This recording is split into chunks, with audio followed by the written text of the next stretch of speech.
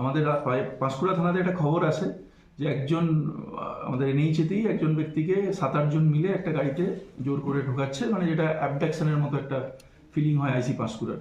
ওর কাছ থেকে খবরটা পাওয়া মাত্র আমাদের পুলিশ টিম, ট্রাফিক উইং, আমাদের এসওজি টিম, আমাদের তমলুক থানা বিশেষত, এবং যা অ্যাডজয়নিং আমাদের কন্ট্রোল রুমের থ্রু দিয়ে যেগুলো আমাদের অ্যাডজয়নিং ডিস্ট্রিক্টস আছে তার যেগুলো নেবারিং পিএসএস, সবাইকে আমরা অ্যালার্ট করি। এই আমাদের যে উইংসগুলো আছে তারা সবাই নাকা স্টার্ট করে খুব দ্রুত, যার ফলে আমরা নিম দৌড়িতে এই গাড়িটাকে ইন্টারসেপ্ট করতে পারি এবং সিসিটিভি ফলো করে আমরা ওই গাড়িটার নাম্বারটা বার করতে পেরেছিলাম মোটামুটিভাবে। তো সেটার ভিত্তিতে আমাদের ওটাকে প্রপারলি ইন্টারসেপ্ট করা হয়।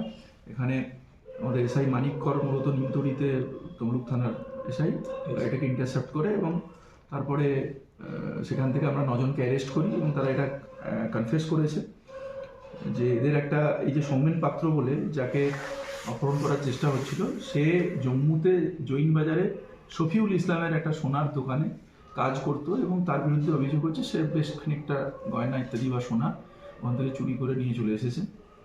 তো সেটাই মূলত বিষয়। তারপরে তার সঙ্গে একটা যোগাযোগ করা হয়, এটাকে একটা প্রলোভন দেখানো ইত্যাদি কথা বলা হবে, এরকম একটা যেটা একদম প্রাথমিক স্তরে তদন্ত আছে, এইভাবে তাকে ডাকা হয়।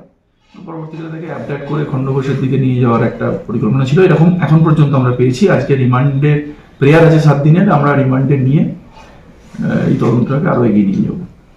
আমার মনে হয় এটা আমাদের পুলিশ টিমের জন্য খুব স্যাটিসফাইং যে অ্যাবডাকশনের একদম কয়েক মিনিটের মধ্যে সাকসেসফুলি আমাদের সবকটা উইং, থানা সবার যৌথ প্রচেষ্টায় আমরা সুস্থ এবং অক্ষত অবস্থায় সৌমেন পাত্রকে রিকভার করতে পেরেছি এবং যারা মূল অভিযুক্ত তাদেরকে আইনের সামনে দাঁড় করাতে পেরেছি। ধন্যবাদ।